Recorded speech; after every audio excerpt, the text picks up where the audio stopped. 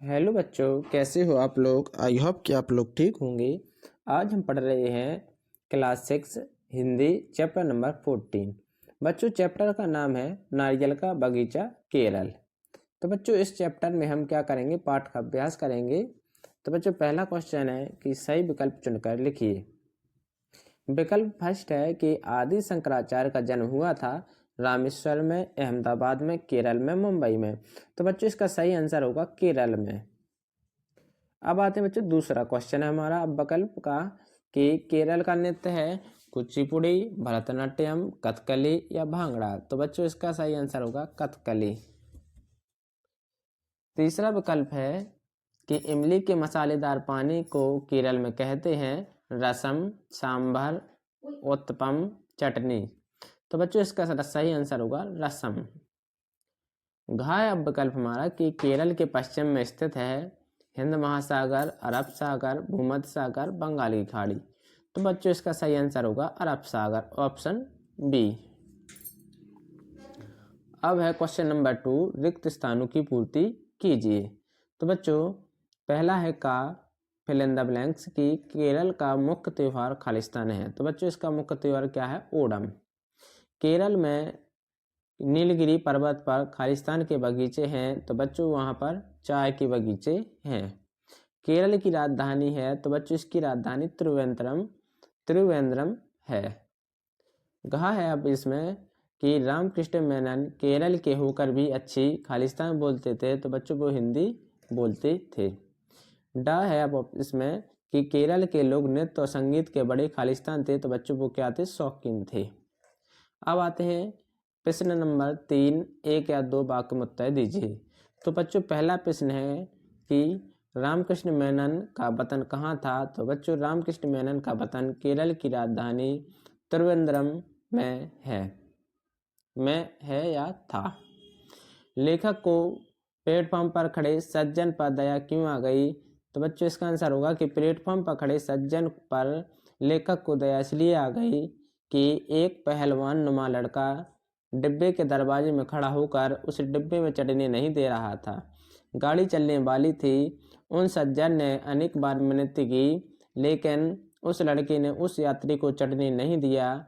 जब लेखक ने पहल की तो वह बेचारा प्लेटफॉर्म से डिब्बे में चढ़ सका। अब क्वेश्चन नंबर गा कि केरल के वनों में कौन कौन से वृक्ष होते हैं। तो बच्चों, केरल के वनों में सागौन, शीशम, रबर और चंदन के वृक्ष होते हैं। नारियल का पेड़ उनकी प्रतिदिन की आवश्यकताओं को पूरी करता है। अब है घा क्वेश्चन है बच्चों कि केरलवासी नारियल को कौन सा वृक्ष कहते हैं। तो बच्चों, केरलवासी नारियल को कल्प वृक्ष कहते हैं। डा क्वेश्चन है कि केरल के लोगों का पहनावा क्या है। तो बच्चों, केरल में बहुत गर्मी पड़ती है, इसलिए वहाँ के लोग ढीले ढाले कपड़े पहनते हैं। वे लुंगी ही पहनते हैं। स्त्रियाँ धोती और ब्लाउज पहनती हैं। उनके कपड़े प्रायः सफ़ेद रंग के ही ज़्यादा होते हैं। अब चा क्वेश्चन है कि कथकली का नाम कथकली क्यों पड़ा।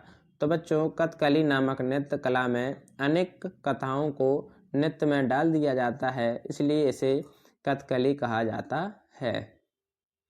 क्वेश्चन नंबर 4 है अब कि 3 से 5 वाक्यों में उत्तर दीजिए। तो बच्चों, नारियल के पेड़ की क्या उपयोगिता है। तो बच्चों, इस क्वेश्चन का आंसर होगा कि नारियल अमृत के समान मीठा पानी देता है। उसकी गिरी से साग सब्जी चटनी बनती है। उसके गोले से तेल निकलता है जो साबुन बनाने और सिर में डालने के काम आता है। इसके तने से पानी की नाली बनती हैं।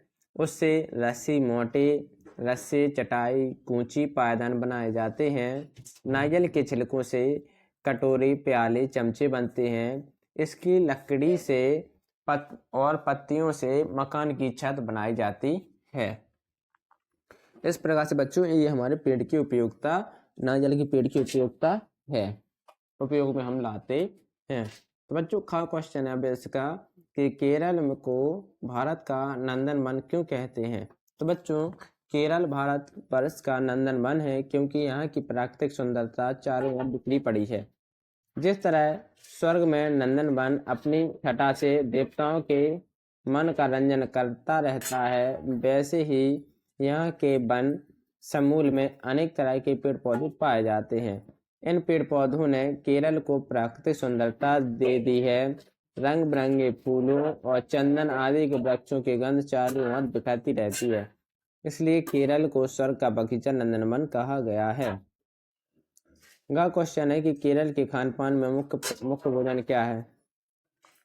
तो बच्चों, केरल के लोगों का मुख्य रूप से भोजन चावल ही है। इस चावल से वहाँ भिन्न भिन्न वस्तुएं बनाई जाती हैं। चावल के साथ रसम और सांभर भी बनता है। रसम एक प्रकार का मसालेदार पानी होता है और सांभर एक प्रकार की दाल होती है। इडली और डोसा यहाँ के लोगों का खाद्य पदार्थ है। ओणम के दिन केरल वासी क्या करते हैं। तो बच्चों, ओणम के दिन केरल वासी नौका और लक्ष्मी की पूजा करते हैं। अनेक मिठाइयाँ बनती हैं। नौका प्रतियोगिता होती है। नौकाओं में बैठे लोग मीठे स्वरों में गीत गाते हैं। हाथियों पर देवताओं की सवारी निकलती है।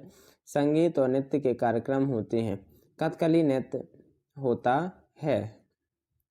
द क्वेश्चन है कि केरल में कौन सी नृत्य कला विकसित हुई और इसकी क्या विशेषता है। तो बच्चों, केरल में कथकली नामक नृत्य कला विकसित हुई। इस कला की यह विशेषता है कि इसमें अनेक कथाओं को नृत्य में ढाल दिया जाता है, अतः इसे कथकली में कहा जाता है। यह कथकली नृत्य आज पूरे भारत में प्रसिद्ध है। क्वेश्चन नंबर 5 है अब 5 की सोचिए और बताइए। जैसा देश वैसा भेष, रामकृष्ण ने ऐसा क्यों कहा। तो बच्चों, रामकृष्ण ने जैसा देश वैसा भेष इसलिए कही क्योंकि मनुष्य जिस स्थान और जलवायु वाले प्रदेश में रहता है, वहाँ के मौसम के अनुकूल अपने वस्त्रों का चुनाव करता है और उन्हें पहनता है। रामकृष्ण लुंगी पहने हुए थे क्योंकि केरल में अधिक गर्मी होती है, अतः लोग ढीले ढाले कपड़े वस्त्र पहनते हैं। केरल में ढीले ढाले और सफ़ेद कपड़े क्यों पहने जाते हैं। तो बच्चों, केरल में मौसम गर्म होता है। गर्मी के कारण लोग ढीले ढाले कपड़े पहनते हैं, जिससे उन्हें गर्मी कम लगे। सफ़ेद कपड़ा भी प्रायः गर्मी नहीं देता है, इसलिए वे सफ़ेद कपड़े पहनते हैं। क्वेश्चन है बच्चों कि रामकृष्ण मेनन केरल को अपना वतन क्यों कहते हैं। तो बच्चों, रामकृष्ण मेनन का जन्म केरल की राजधानी त्रिवेंद्रम में हुआ था। त्रिवेंद्रम केरल की राजधानी है, अतः केरल को वो अपना वतन से कहते हैं। अब घा के पहलवान नुमा लड़का सज्जन को ट्रेन के अंदर क्यों नहीं जाने दे रहा था। तो बच्चों, पहलवान नुमा लड़का सज्जन को ट्रेन में इसलिए नहीं जाने दे रहा था कि सज्जन के आने देने से डिब्बे में भीड़ हो सकती है। साथ ही वह दरवाजे पर खड़ा होकर प्रकृति की सुंदर दृश्य देख रहा था और उसे हवा का भी आनंद मिल रहा था। तो इस प्रकार से बच्चों, इस पार्ट को हमने पूर्ण कर लिया है। तो बच्चों, अगर आपको ये वीडियो पसंद आए तो प्लीज़ लाइक एंड सब्सक्राइब करना ना भूलें। Thank you.